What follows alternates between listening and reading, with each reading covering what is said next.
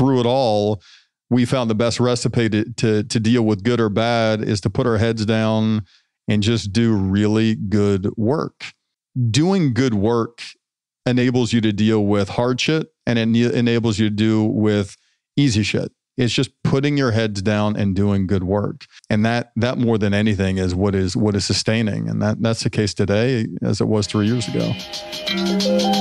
Welcome to the Business for Good podcast, a show where we spotlight companies making money by making the world a better place. I'm your host, Paul Shapiro, and if you share a passion for using commerce to solve many of the world's most pressing problems, then this is the show for you. Welcome to the 23rd episode of the Business for Good podcast. And man, what a good episode it is. Now listen, today, especially in the wake of the Beyond Meat IPO success, investors are flocking to the plant-based scene. However, it wasn't always such a white-hot space.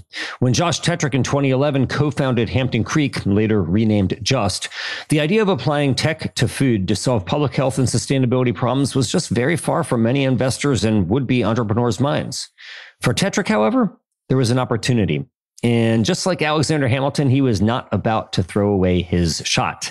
My wife, Tony, and I recently saw Hamilton, and we've been listening to the soundtrack pretty much nonstop, hence the reference.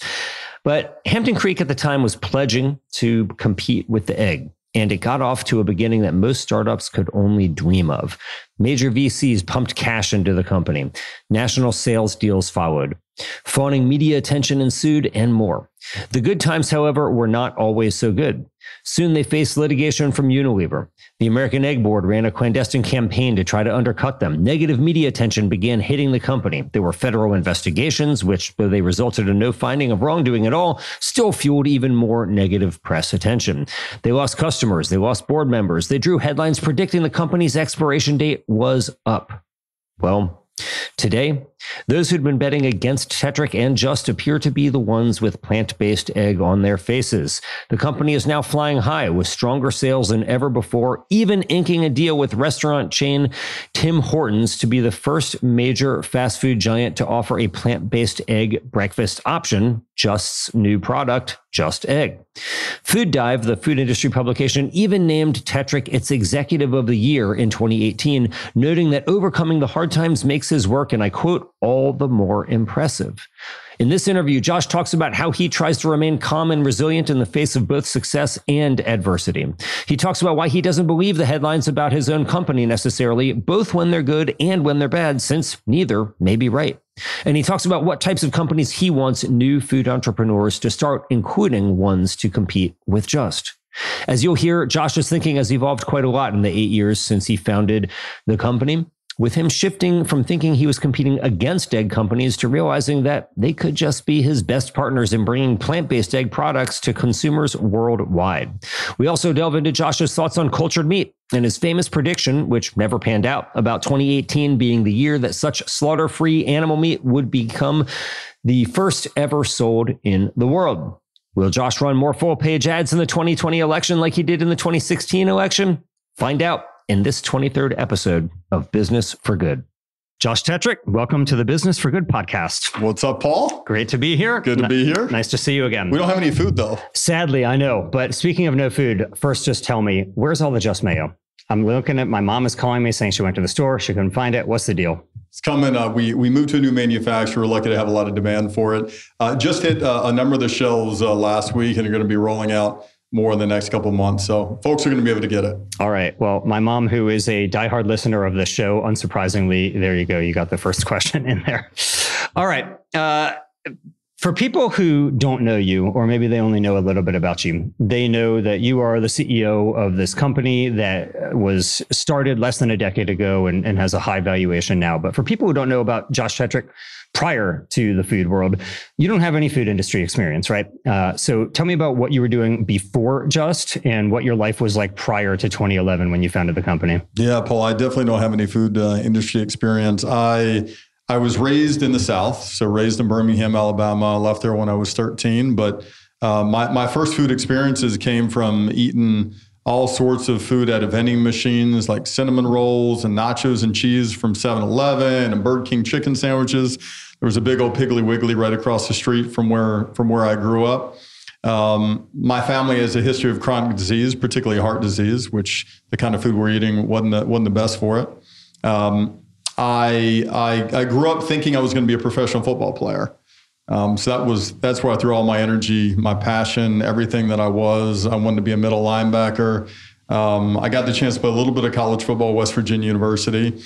But I realized pretty quickly when I got there, I wasn't good enough. Well, let me just interject here because I don't want you to just be modest here, because there has been a topic of some controversy over what type of football you played, what awards you got. When you were a freshman, you got this award, right? When you were a linebacker at West Virginia? I did. Yes. I did. And so you must have been really good. I mean, if you were playing already as a freshman, you're on the team, you're on the field, and you're getting this award as what was it? It was like Rookie of the Year? I should have been a lot better. I'm gonna stay on the modest stuff. The whole dream was playing in the NFL, and I got there and I realized that the kids who were a lot better than me were not getting drafted. So if they were a lot better than me, they were all Americans, and I wasn't better than them. Chances are I wasn't going to get drafted. So I decided to stop and throw my life into something else. Mm-hmm. And initially it was in academics.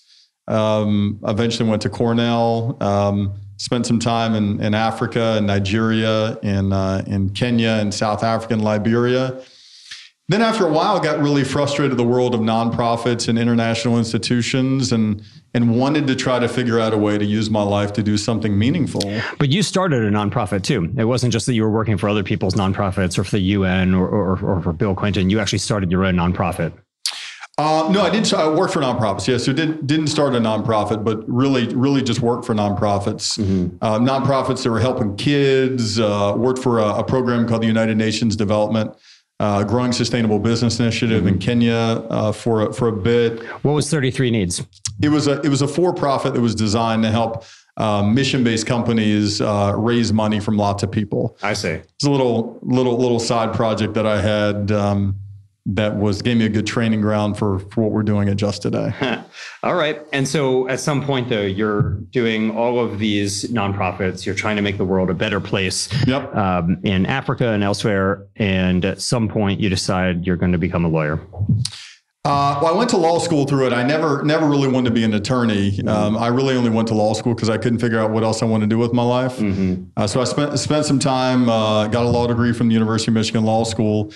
But then really just, I was searching for what that thing was after the dream to play in the NFL wasn't there anymore, after I got a little bit disillusioned with the world of nonprofit. What is the thing I'm going to throw my energy in? I knew I had all this energy. I had all this want to put my life somewhere. And what is that somewhere? What does it look like? What does it feel like? What am I going to do? And that eventually led to the idea of starting a company that was trying to help us eat better. So why that? I mean, you're sitting there, you have done a lot of things. You did work at a law firm. You had been playing football in college. You'd worked for all these nonprofits, a food company. Where does this idea come from?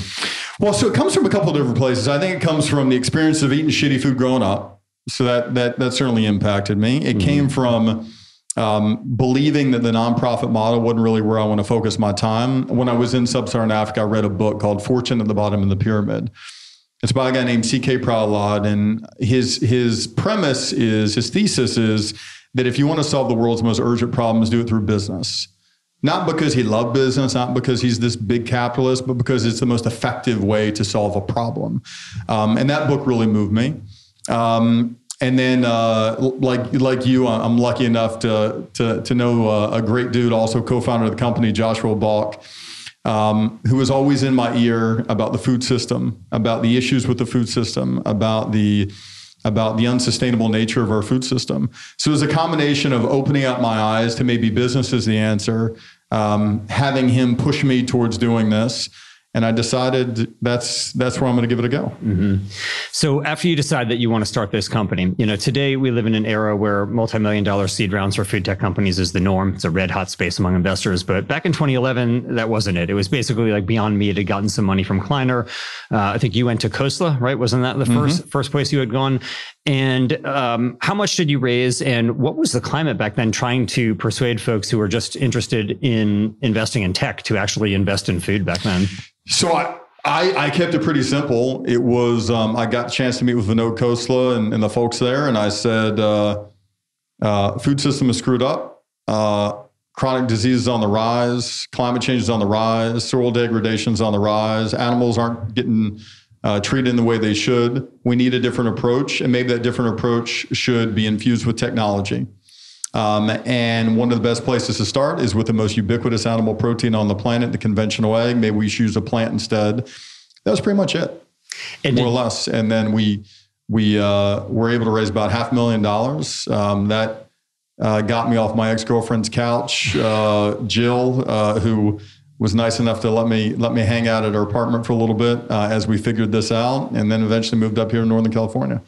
So you have $500,000 now, and you know, which by today's standards would, you know, not be considered that much, but I think back then it was considered a fortune. I mean, I remember when I heard about it, I couldn't believe that you had gotten $500,000. It seemed like a fortune to me. But what did it enable you to do aside from getting off of Jill's couch? Well, so the whole deal with the company was we had a toolkit called plants. There are 300,000 species of plants all around the world. Could we find one that scrambled like an egg? So everything we did with the money was based around attempting to answer that question. So the first thing we want to do is to see if we could hire people that would help us more effectively screen through this big data set called the plant kingdom. So we started hiring people. We hired some chefs, we hired some biochemists, and we started some random searching. Random searching meaning let's source some stuff on Amazon. Let's source some stuff from farmers that we read about in India. Let's bring it in and let's do some very rudimentary testing on it. So you can say the first $500,000 was used to identify a place for us to move into, hire a handful of people, source a handful of materials, run a handful of experiments. And by that time, the $500,000 was up.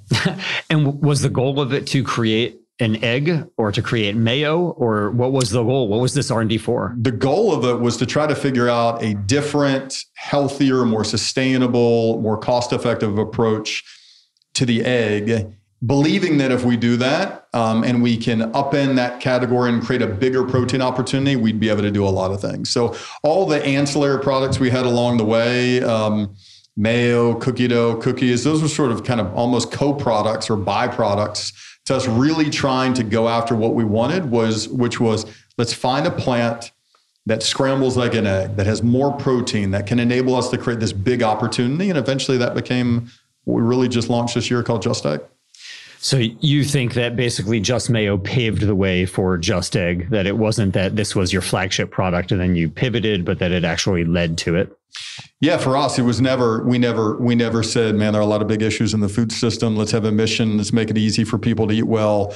Mayonnaise is the answer. It was always, we looked at the big categories, animal protein, and said, man, which would be a really good one to go after? What would be a different approach to that? The egg was exciting for a lot of different reasons. About 1.4 trillion eggs were laid last year.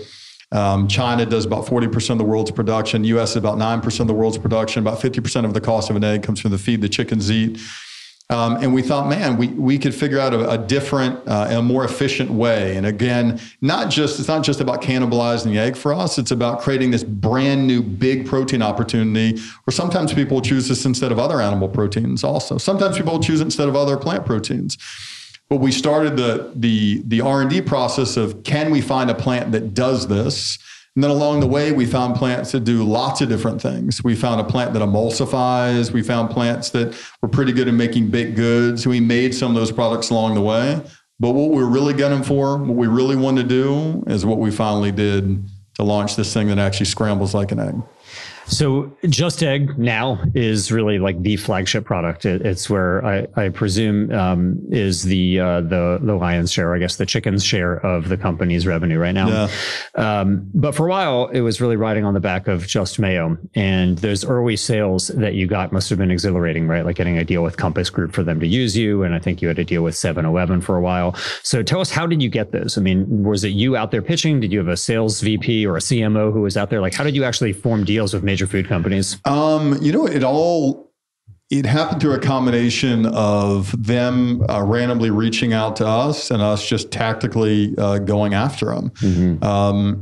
And for mayo or dressings, what we would say is it's a healthier deal, free of cholesterol, tastes really good. Most people won't be able to tell the difference. If you're vegan, you can enjoy it. Vegetarian, you can enjoy it. Meat eater, you can enjoy it.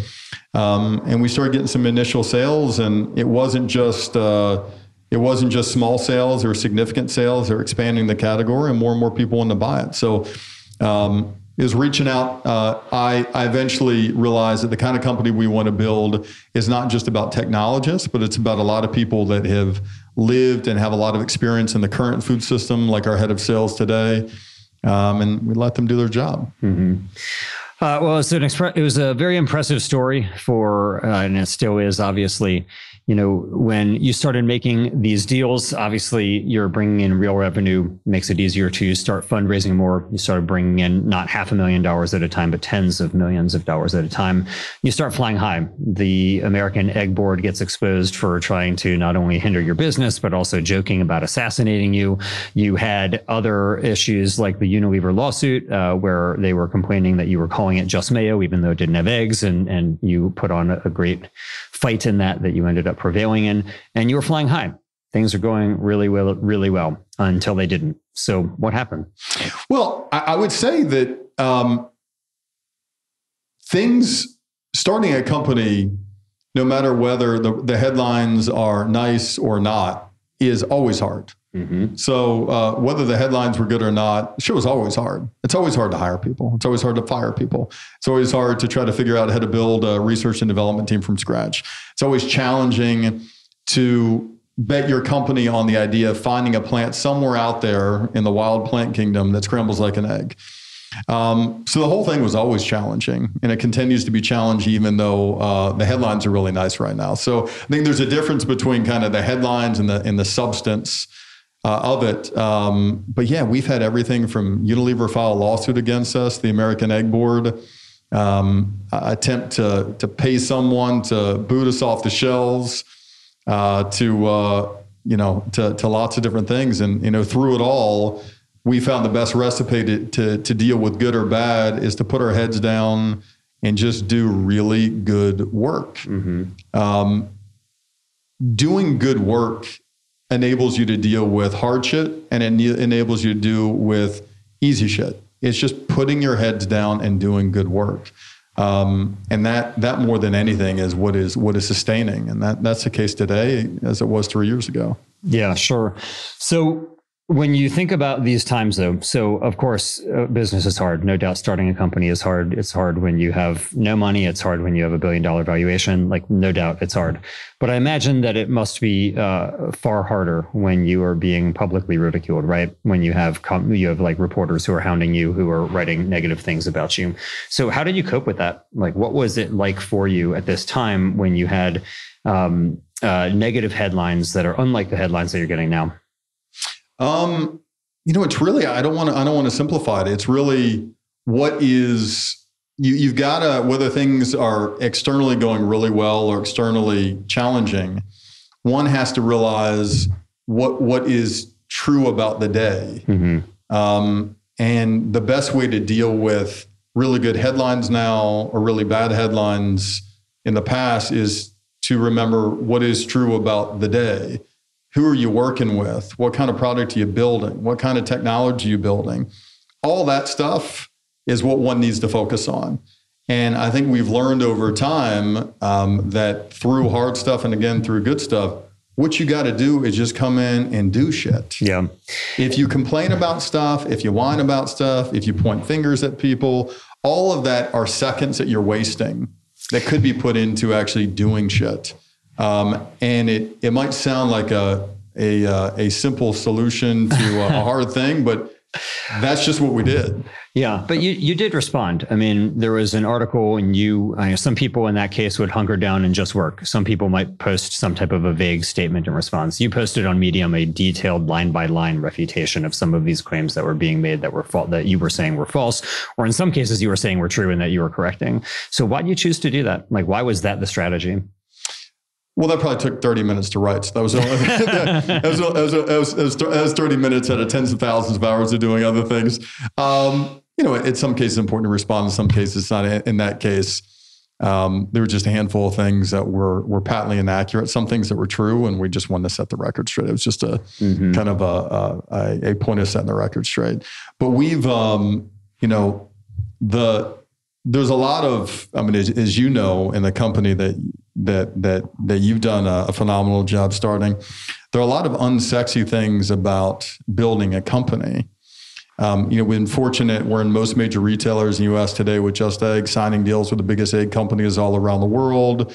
But the day in and day out grind of what one does is not something that's necessarily interesting to write about. It's not necessarily interesting to write about a meeting on supply chain, but thousands of hours of my time have been dedicated to working on building out a more efficient supply chain. So those are the kinds of things that we end up spending a lot of time on. Sure. I think a lot of people would look at you and say, this guy was up, then he was down, and now he's up. And they look at you as a symbol of resilience, as somebody who has undergone adversity that most people will never undergo and have rebounded in tremendous ways, right? I mean, Food Dive named you CEO of the year this past year. You guys have gotten great accolades, very positive headlines. You're making deals, like you said, with major players in the food and agribusiness sector. But for somebody who wants to learn from you on how you handled this, I know that you're saying, look, I just put my head down and keep doing work, but do you have any routines, rituals, things that you do that help you in whether it's the turbulence of the public life or even in the private side of running a company, things that you do that you think have been helpful for you? Well, yeah, I guess so. I guess I'd say, and we get that a little bit, man, you guys were up, then you're down, and now you're flying now. I don't buy into all that. I know that's the perception. I totally get it. It's just that no one can know, just because all the headlines are positive right now. Internally, we deal with challenges all the damn time, and sometimes those challenges are tougher than challenges that we were dealing with when the headlines were negative. And it's really hard to understand what is going on inside this organism called a company if you're just looking at Google alerts. So that's one thing that I think that everyone should, be aware of. The second thing is, and I talk to my team about this all the time, is we've gotten pretty good. And my head of comms might not necessarily like this, but just because there are positive headlines doesn't make me think that my company is better. Mm-hmm.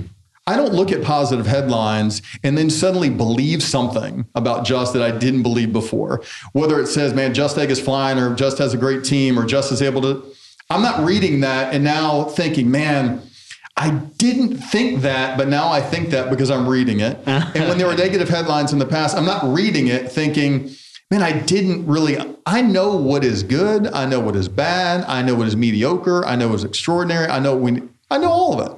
And so I think, as your listeners think about how to deal with stuff, one of the most basic things one can do is have a firm grasp on what is. What isn't always pretty. It's not always sexy. Sometimes it might suck. Sometimes it might be beautiful, but know what the hell actually is. Know who's on the team that's doing well. Know who's on the team that's not doing well. Know whether your product's good. Know whether it, needs some work. Know fundamentally what is. And if you have a firm grasp of oneself and one's company and one's team and one's technology, the articles can be bad or they can be great, but you're able to be grounded in that reality. And the second thing I would tell your listeners is that, again, it's a very basic recipe, but you have to focus on putting your head down and doing the grind, the very unsexy work of building a company, doing what needs to be done to build out a supply chain, doing what needs to be done to continually making your operations more efficient, doing what needs to be done to fuller understand your unit economics and push towards profitability, doing the hard, again, very unsexy work of and you look up and all of a sudden you're an every damn retailer. It's beating conventional eggs, liquid eggs on the shelf of all the natural retailers out there. You're launching with restaurants and universities. All of a sudden you look up and you're a little bit closer to the world that you wanted.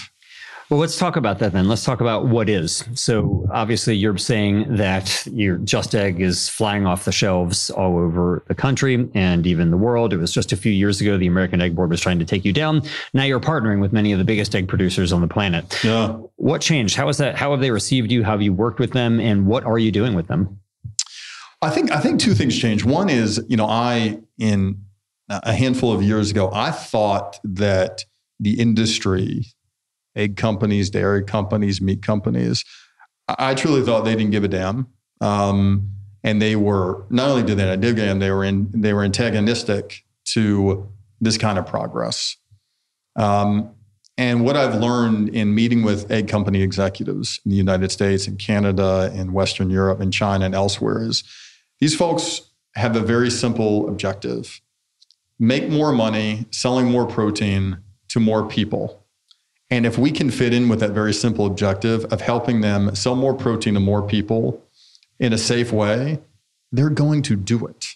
The second thing that was a big change for me is I used to say to my team, what would it look like if we started over? What would it look like if we just started the food system from scratch? If we started the food system from scratch, all the food would be healthy and sustainable and tasty and affordable. And I thought an entirely new infrastructure needed to be built up. And I think that was wrong. I think half the infrastructure of the food system is great. The problem is what we plug into that infrastructure ends up making us sick and ends up harming the environment. The infrastructure that ends up getting food out to billions of people is pretty fucking good. Mixing and pasteurization and warehousing and distribution. And if we can figure out a better way to plug better for you products into an existing infrastructure, we can get out there to more people quicker and make a lot more money for a lot more people and have a lot more impact. So that was a change, Paul. It was a change that I realized that these companies actually do have an interest in doing something positive and they have an infrastructure to help. So today, point of fact, our best partners, with all due respect to Whole Foods and to Walmart and to Kroger and to big food service companies, they're not our best partners. Our best partners are egg companies. What are you doing with them? So our business separates into two elements. We have an upstream element and downstream. So upstream, we find a bean, we mill the bean into a flour, we remove the protein from the bean. That's upstream. And there's a lot of technical stuff that goes into that, of which we have numerous patents around, but essentially the end product of that is a powder that we call the Just Egg protein. We take that protein and we need to do something with it. It needs to be turned into Just Egg. So we sell that to egg companies. So for example, in Europe, we work with the biggest egg processor there. We take that Just Egg protein, we sell it to this big egg company. They add oil to it, they add water to it, they mix it up. They pasteurize it, they bottle it, they put it in their warehouse, and they distribute it. We're going to be launching with them before the end of the year. So they're our manufacturing and distribution partner. So for us, if you think about Europe, I don't want to hire 100 people in Europe right now. I don't want to develop distribution channels in Europe. I want to spend money on research and development and brand. Eurova's been doing business in Europe for 4 decades. They're in contact with retailers and restaurants and big QSRs. They're strong in manufacturing. We plug into them and they let us roll a lot quicker. So that's the kind of formula that we're repeating in Canada, soon to be in the United States. We've signed an agreement with the biggest egg company in Korea, with the biggest the biggest egg companies in a number of different regions all around the world. So that's how we go to market. Is their name on the bottle? Nope. It's just branded as Just Egg, and they're making some percentage of it for manufacturing and distributing it. So they buy the protein. Yeah. So if you're not getting a cut of those sales, you just make money on the protein. Yeah. There's not a licensing agreement. No. It's very similar to how Coca-Cola would operate. So Coca-Cola Day, if you go to a 7-Eleven or a Walmart and you buy a bottle of Coca-Cola, you're thinking maybe Coca-Cola is manufacturing that. They're not. Coca-Cola is making the syrup that they sell to a bottler. And then the bottler's adding carbonated water and sugar and then making it into a case and then selling it to Walmart or selling it to 7-Eleven. That's how we go to market. So we focus on the upstream. We sell the Just Egg protein to you, an egg processor, or you, a big egg producer. You had oil, water, you bottle up, always under our brand. Mm-hmm. And it's a big change from the way that we were thinking about it. The assumption that I made is these companies wouldn't want to do something like that. We should do the whole damn thing ourselves. But it turns out that thinking about the business model is just as important as thinking about the category. I thought a whole lot about the technology and this big product, Just Egg, that we wanted to do. But over time, I thought very little about the business model. So the business model for us is we hammer upstream, we hammer brand, and we find the best partners around the world to mix, to bottle, to push out. And that's how we make it happen. And they set the price for it. You don't make a recommendation. We have a band. Yeah. Mm-hmm. So we say you can't go above this or you can't go below this. Mm-hmm. But they end up being really good. They have hundreds of people on their sales team. Mm-hmm. They've been selling these markets for 5, 10, many decades. They're really strong in basic manufacturing. I don't want to spend $1 on why do I want to spend $1 on warehousing if I can spend $1 on another biochemist? That's a good point. So in terms of where you are spending the dollars then right now, you're basically making this powder, you're selling it to them. They're turning around and retailing it. And right now they could set it at the top of that band. They could set it at the bottom of that band, but it is much more expensive than eggs. So what's the play to bring that cost down? Like, do you see a pathway to being cost competitive with eggs? Yeah. So the goal here is not just to be more cost effective than the conventional egg. So a little just side note on egg economics, 1.4 trillion eggs were laid last year. The average global cost of an egg is about 8 cents. About 50% of that 8 cents is coming from the feed, primarily soy and corn. But our objective is not only to be below the cost of a conventional egg, but to be below the cost of beef, chicken, pork, other animal proteins too. We wouldn't even be below the cost of tofu, which has an average cost of about 8 cents. Per what? Per ounce? Or per one is based on 1.5 ounces. So a medium-sized egg, if you crack it and you put it in a measuring cup, is 1.5 ounces. So that's we think about things in terms of 1.5 ounces. Today, we're much more expensive than that. We're somewhere north of 20 cents per what we call egg equivalent. Mm-hmm. So there are a number of things that we need to do over the next 1 to 3 years to get to 4.9 cents first and then 4.7 cents. Those things include doubling the yield of the protein. So if you imagine a little mung bean, the more protein we can take out of a single mung bean, the more efficient we are. They include more efficient sourcing. They include moving to contract farming, a number of other efficiencies that we have work streams on. But the goal is to be more cost effective than not only the egg, but beef and pork and chicken and fish. And tofu lovers, even tofu. And the thinking, Paul, is if we're significantly more cost effective, from a nutritional perspective, we have more protein, we have more antioxidants, we have more micronutrients, we're stronger on all these elements of nutrition. From a sensory perspective, we're blowing people's minds, creamy, rich, depth. We got something that's going to have a big impact. Josh, you used to have a chart that showed all of the hundreds of products that you wanted to be making, right? It was everything from ice cream to cupcakes, everything. It seems like now you are more driven by focus on 1 or 2 key core items. Yeah. Tell me about that. Yeah, that's right. If I had that chart, I would burn it right now. We believe we're all in on 2 big categories. The first is egg, and we always wanted to do this. Along the way, we found other things and we made other products. But now, once we have our teeth really into this, this is what we're all in on. This is what is bringing us to profitability. This is what is enabling us to build a brand. This is what the business model is around. This is where the impact is. So you can really think that the foundation of the company is being built around the egg. What's next is meat. And we take a different approach to that where I identify cells from animals to the cultured meat process. But those are the 2 categories we're in. All the other stuff, we can serve people ice cream and all sorts of other things we can conjure up in our lab. That's not for us. That's for some other company to do. Well, we'll get to what you think other companies ought to be doing. But first, since you bring up the cultured meat aspect, let me ask you. You had famously said by the end of 2018, we're going to make a sale. We're now in the middle of 2019. Nobody's made any sales anywhere on the planet yet. What do you now say? Unless I sell it to you right now, I could sell you a chicken nugget for about $100 just so we can recoup our costs. The limiting step, there are a number of technical limiting steps to making cultured meat scale in the way that we want. The single biggest limiting steps to a sale is not technical, it's regulatory. Right. And I think sometimes when people think regulatory and cultured meat, the mind just goes right to United States and FDA, USDA. That's not the only regulatory issue. There are many countries in Asia that are eating lots of meat that we would also love to sell in. So we're in conversations with a number of countries, including regulatory authorities here in the US, about providing a regulatory framework that allows us to do this. We want to do it in the right way, in the respectful way, in the substantive way.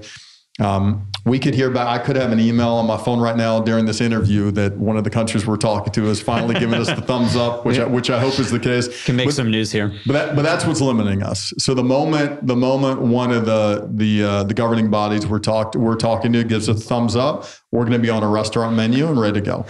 Right, because presumably there are thousands of people who would gladly pay $100 to eat one of these nuggets. I mean, we probably, even though that's somewhere around our cost, we'd probably sell it for less than that and lose a little bit of money. But yeah, there's an enormous. Our bet is that there are lots of people that will spend a little bit more to have this experience. That'll help drive the cost down. And then this will become a more significant thing. Now, part of our strategy here, if you think about, Apple needed to do the computer before it did the iPhone. And we're not Apple, and I'm not trying to compare ourselves in every respect to Apple, but you've got to do one thing to enable you to build the foundation to do the other thing. Cultured meat is going to require a ton of capital. If anyone tells you they're going to be able to do cultured meat for $100 million, they're lying. This is a very capital intensive kind of deal. Billions of dollars are going to need to be invested in it, not to just sell at a restaurant, but I'm saying to make a multi-billion-dollar play globally to do something that's really going to transform the meat economy. That's what's going to be required. For us, Just Egg is a means to be able to do that. That's giving us, again, the cash, the brand, the profits, the presence, the model, all of that to be able to do cultured meat in a more effective way. When you see the success of Impossible being in Burger King with a Whopper or Beyond Meat at Carl's Jr. and so many other places, does it make you change your mind on this? Do you think, geez, it's going to take billions of dollars to get, any type of a cultured meat system out there, yet plant-based meat is already on fast food menus? Do you think plant-based meat is maybe more promising, or do you think that that cultured is a better bet? Here's my thinking on it. My interest is, when you think about the meat opportunity, let's talk about McDonald's. McDonald's hasn't introduced any plant-based, at least in the United States yet. And fast forward 10 years, and let's ask ourselves, what is the most likely product, cultured or plant-based, in terms of a burger that's not just on the menu, but is the only thing on the menu? I think plant-based is more likely to be on the menu, but if there is only one thing on the menu, I think it's more likely to be cultured. And I think we're in a time and a place right now where giving people, particularly when it comes to meat, these options as opposed to just being the only thing is probably not where we want to place our bet. So I think clearly we believe in plant-based. We're doing that with egg. Sure. We think there's enormous opportunity to have a lot of impact and build an important company around. But when we think about meat and we look at the tools available, we just think cultured meat is it's a bigger bet, but ultimately the payout will be more significant from an impact perspective, because it's more likely for it to be the only thing on the menu as opposed to just an option on the menu. It's an interesting perspective. I hadn't thought about that before, but I do think about this question a lot as somebody who also wants to achieve the same protein sustainability goals that you do. And I look at it in that, if you think about fossil fuels, we know there's such a problem that you need lots of alternatives, right? You want wind, you want solar, you want geothermal and more. Yeah. And just in the same way that fossil fuels are such a problem, factory farming is also a huge problem. And you want lots of alternatives. You don't want people saying just go vegan. You don't want people just saying eat less meat. You don't want just plant-based. You don't want just cultured. You want all of these, because you don't know whether wind is going to beat solar. You don't know what is going to be the best way to do energy storage. And you don't know what the best way to make sustainable protein is. And in all realistic projections would show that it's probably not going to be just one, that there'll probably be other types of protein, that it's not just one option that is going to be out there. Totally. I mean, I hope folks who are listening to this decide to start plant-based meat alternative companies, cultured meat companies, and develop develop ways to more effectively sell black beans. I mean, the black beans need a better marketing. Yeah, I think they really. I think it is critically important, similar to energy, to have a number of different options there and let the best one win. But just like in energy, I couldn't simultaneously start a geothermal, a wind, and energy efficiency, and a nuclear company all at the same time. I just need to put my bet somewhere. Mm-hmm. So when it comes to meat, I'm just putting the bet on culture. Yeah. So let's talk about what you think other companies ought to be doing. You started this company to take on eggs and meat. You're taking on eggs and chicken in particular, although I know you have the agreement with the Wagyu beef producer as well. But if you were starting over, maybe you would start the same company. But if you're talking to somebody who's thinking about starting his or her own company right now to try to solve this problem of the inefficiencies in our protein production system, what would you recommend are the biggest opportunities that you see in the space right now that aren't being addressed? Well, so from a high level perspective, what I would tell someone is just because another company is doing it doesn't mean you shouldn't do it. I hear that all the time from entrepreneurs, including folks who might want to do something in eggs, what you guys are doing therefore is bullshit. Like, this is a big world and this is a big market, and we need lots of companies out there trying to do all sorts of different things. We need to be upending each other and pushing each other. So just because one company is doing plant-based burgers or plant-based eggs or cultured Wagyu, shut your mouth, do it. It's okay. There's plenty of room for lots of different people on it. That's the first thing I would say. The second thing that I would say is some of the opportunities that I see that are not being tapped into. The first one that pops to mind is there's an enormous opportunity that doesn't require a lot of capital in making some of these everyday whole plant foods more attractive to more people. And beans are a great example. Listen, Paul, we've invested well over $250 million in this food technology company that we have called Just, right? You don't need to invest $250 million to make beans more attractive to more people. But it turns out that eating beans is actually really good for you. It's actually really good for the environment. It's really good for all the damn things we believe in. But we haven't figured out a way to make it attractive. So I think the first thing I would tell people is don't overcomplicate this damn thing. Think about beans and think about kale and thinking about all these whole plant categories that need better branding, and there are big opportunities around that. Second thing that I would say, if that just sounds too boring for you, you need to be a technologist, then I would say the two big categories that I would look at are either plant-based alone, plant-based in combination, similar to a lot of the great work that you're doing, or in cultured. I think those are the most obvious opportunities to me. I would encourage someone, if they're not a scientist, not to be, that shouldn't be a reason to dissuade you from doing it. There are plenty of scientists that you can hire. And if you're a scientist and you don't think you understand sales or branding, there are plenty of folks in sales and branding you can hire. Winding down, just a few final questions for you here. So, in the 2016 campaign, you famously were running these ads, were open letters from you to Donald Trump, basically encouraging him to try to aim higher with his rhetoric and thoughts. Looking back on that, thinking about what you accomplished. Most effective thing I've ever done, Paul, yeah. Would you still do it again? Or are we going to see ads from you in the 2020 campaign? Man, it's so tempting. I think, when I talk to my Republican friends, and my Republican friends are good people who care about people, and who want to figure out a way to make things better. And what I said in that letter, less to Donald Trump, but more to voters that were on the edge, are that I find that approach very un-American. And I would do it again. I'm not sure exactly how we're going to get involved in the political dialogue this time, but I think there's so much that Americans can agree on, including food that tastes good shouldn't be accelerating chronic disease, right? We can agree on that stuff. And there's so much that so many good Americans can agree on, that we should care for people, and that there's a lot of common values that we share. So I'm not sure how we're going to get involved in the political dialogue this time around, but I don't regret it. Okay. So I doubt that you're contemplating running for office yourself, obviously, when you're thinking about how you get involved in the political dynamic, but I'm sure you do think about your future. The company has existed now for nearly a decade. Investors may be thinking to themselves, geez, I want to get some money finally returned out of this.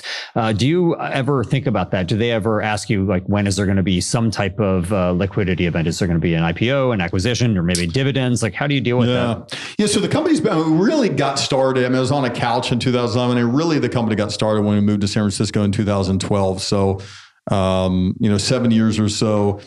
What I always tell folks who invest in the company and employees, new or old, is the same thing, which is we're taking a big bet to solve a big problem. The pathway to you getting money as an employee from your equity or you getting money as an investor from your investment is not going to be from us selling to another larger company. So if you're wanting to invest in us because that's the path that you think we should do, please do not invest, because that's not going to be the path. The path for us then comes down to two, which is we just stay private, or three, we go public.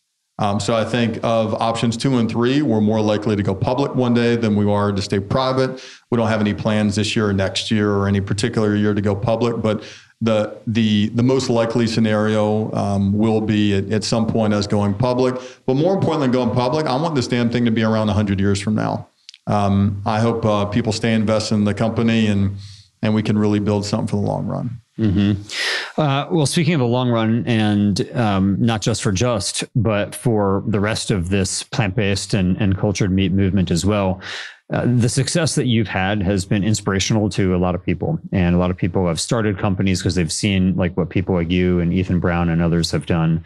And you've always, including for me, but other early stage entrepreneurs, been very happy to take time out of your schedule to chat with them, give them advice, offer them counsel.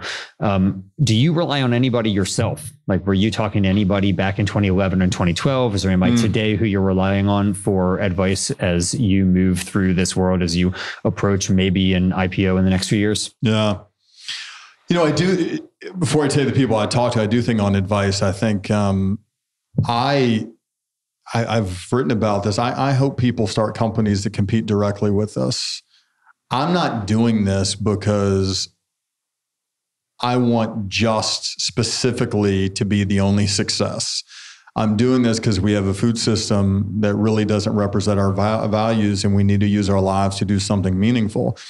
I want there to be 100,000 companies that start this year that are attempting to solve the problem in different ways. So that's one. Yeah, there are a few people. There's a guy I've learned a lot from, the founder of Pop Chips. His name is Keith Belling. Completely different category, but really understands operationally how to build a company. Knows a lot about brand, and also cares about doing meaningful things. The co-founder of a company called DeepMind, Mustafa. DeepMind's an artificial intelligence company that Google acquired a handful of years ago. I've talked to him about how to stay focused during turbulent times, and his advice to me, said simply than what I said to you earlier in the interview, is just stay very focused on what you want. When you feel distracted, good or bad, stay focused on what you want. What I want is not a good headline. What I want is to build an extraordinary company. So those are the few people that I talk to. I find one of the best ways to receive advice is to ask people who are smart and really give a shit what you're doing wrong. People want to be nice. They don't want to hurt your feelings. So I find asking those people, you can't ask everyone because most people have no idea what they're talking about. But if you ask someone who really understands what they're talking about and cares about you, listen, what am I doing wrong? How am I approaching this? And you demand an answer. regarding what you're doing that is wrong, you tend to get some good stuff. It's funny you say that with Josh Balk, who you mentioned earlier. We always, if one of us gives a speech afterwards, the only thing we ask is, what could I have done better? There's nobody wants a pat on the back. Nobody wants to find out what lines worked. It was just like, what would be better? You want to know what you're doing wrong. So in terms of potential entrepreneurs or current entrepreneurs who maybe aren't going to contact you directly, or maybe they're not able to, or whatever it is, but you want to offer them some advice right now. They're thinking about getting involved to try to use business to do good in the world, especially in the food space. What would you offer them? I'd offer a few things. One is they can get in touch with me. I'm at josh@ju.st. I'm pretty responsive to outreach. I'd love to talk to them. I'd love to help them. They can come here. They can talk to my team. They can talk to Andrew, my head of comms. They can talk to Matt Riley, my head of sales. They can talk to Peter Licari, my CTO. We have an organization that wants to help people build companies that are doing some good. So they can just do that. I think a couple of the big things for them to think about are, one, you should actually do this. And this is either joining a company that's attempting to make the food system better, or starting a company that makes a food system better.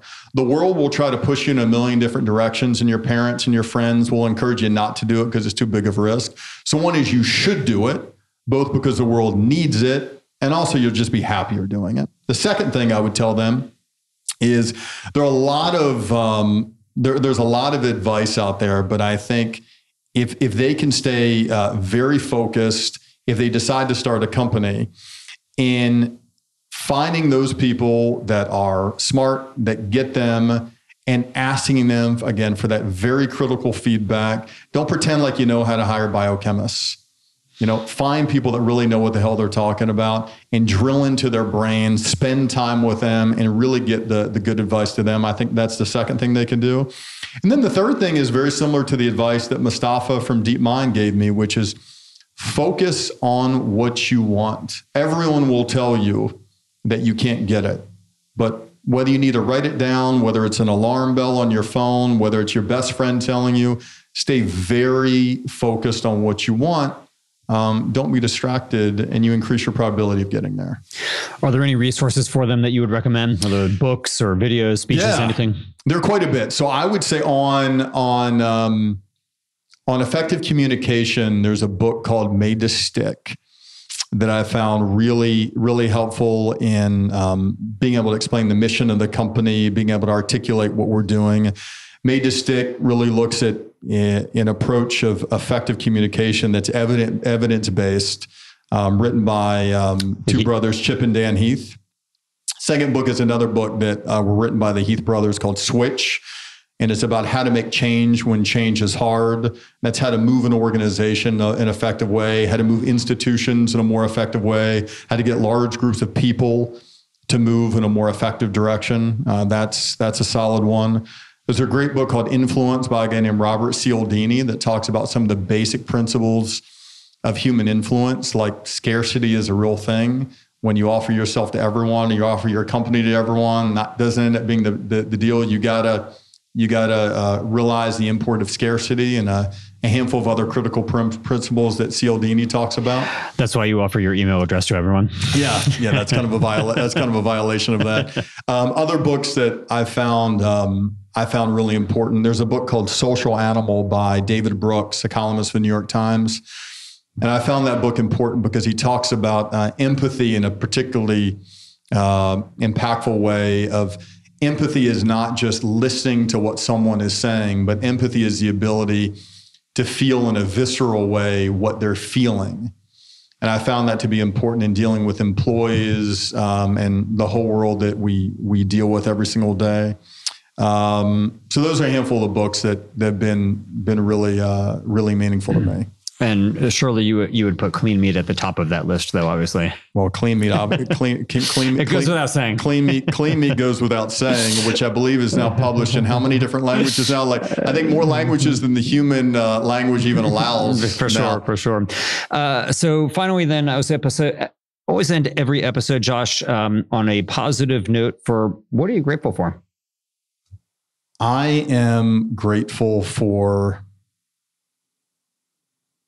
I'm grateful for the simple, very basic reality that I live in, that regardless of what I've been through in my personal life and where I'm from and the family I was born into and all the things that have been thrown at us, that I wake up and I walk, takes me about 45 minutes to a place where I get people from all over the world, from India and from sub-Saharan Africa and from China, even from some other parts of the South, that we've all figured out a way to come together, use all these different disciplines to do something that is objectively meaningful. I'm not confused about whether meaning is created every day. I know it is.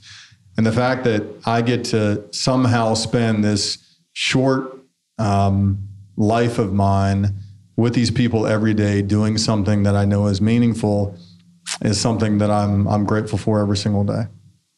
All right. Well, a good way to end the show, Josh. Thanks so much for spending your time, and we're wishing you luck. Thanks, brother. Appreciate it. Thanks for listening. We hope you found use in this episode. If so, don't keep it to yourself. Please leave us a 5-star rating on iTunes or wherever you get your podcast. And as always, we hope you will be in the business of doing good.